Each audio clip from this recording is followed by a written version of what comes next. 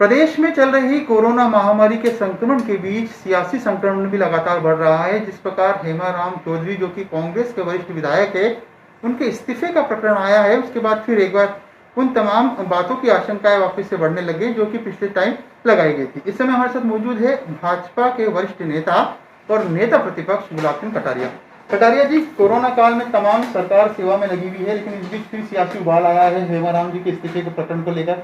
तमाम चीजें आपके सामने, क्या कहते हैं आप इस बारे में? देखो, ये उबाल नहीं है, ये उस समय प्रकट हो गया था आज से 1 साल पहले। उस समय जो खेमाबंदी हुई है वहीं से लोगों की नाराजगी थी काम नहीं होने के कारण, और वही एक बार उन्होंने उसको पैचअप करने का प्रयास किया, लेकिन अब वापस लोगों के अंदर ही अंदर घुटन हो रही थी। तो वो घुटन जो है, हेमाराम जैसा बहुत सच्चा आदमी है, कम से कम वो सही बोलता है और सही बात रखने का प्रयास करता है, उसको त्यागपत्र देना पड़ा। इसका मतलब ज्वालामुखी का अंदर ही अंदर लावा इकट्ठा हो रहा है और वो धीरे धीरे आपको फटता हुआ दिखाई दे रहा है। और सरकार क्या चल रही है, केवल उनको आपस में एडजस्टमेंट करने के लिए और बातें करने के लिए दिल्ली ने इन्वॉल्व हो गया, फला उनको अधिकार दे दिया, वो उनका समझौता करेगा, हुआ कुछ भी नहीं। इसका मतलब सरकार जब स्वयं ही कमजोर होती है तो जनता का काम होने का तो सवाल ही पैदा नहीं होता। आपको लगता है, क्योंकि पिछले दिनों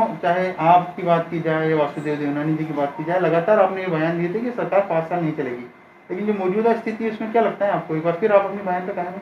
देखो, मैंने बहुत पहले ही साफ कहा, कारण क्या है कि जिन आश्वासनों के आधार पर सरकार को चलाने का एक प्रयत्न इन्होंने और किया, वो इतना समय निकलते हुए भी धरातल पे जब नहीं उतरा तो उनका अंदर ही अंदर का गुस्सा जो है वो कहीं कहीं प्रकट हो रहा है।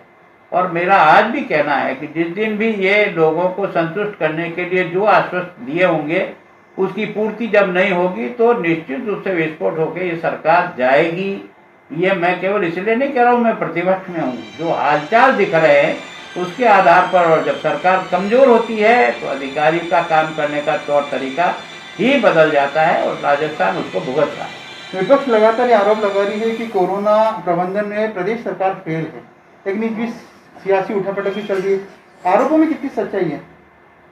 देखो, मैं सोचता हूँ कि सरकार केवल और केवल ऑक्सीजन के लिए दिल्ली को ही रोज दोष देती है। दिल्ली ने तो जितनी भी जहाँ से भी मदद हो सकती है मदद की है, ये आप और मुख्यमंत्री को स्वयं को स्वीकार करना पड़ेगा।